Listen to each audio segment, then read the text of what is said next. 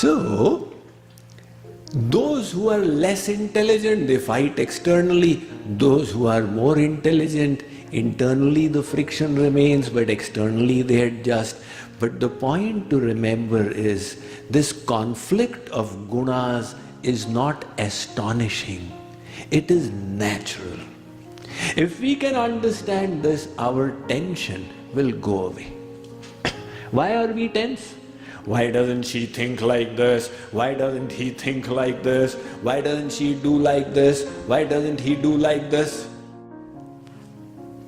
Now you will say, Swamiji, what if both had the same gunas? At least then there would be peace. Even then there would not be peace.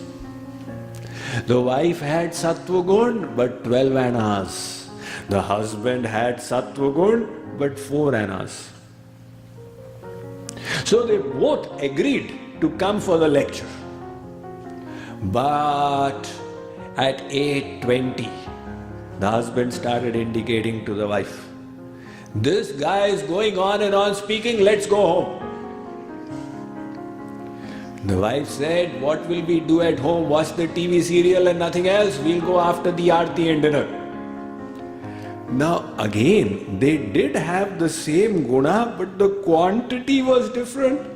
Again the fight began. So when everybody's guna is always changing, to expect that others will always think in line with my thoughts is unrealistic. And if we can understand that others are as they are, I need to change my expectations, the tension goes away. It is so simple, really. It's a different way of thinking. The Akbar and Birbal stories. Akbar's daughter developed strain in the eyes. And the Vaidyaraj said that she must see green to soothe the eyes. Akbar was a great emperor. He instructed his servants, paint everything green within near my palace.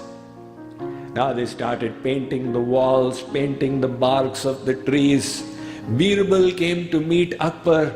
The servants ran with paint and brush to paint him as well.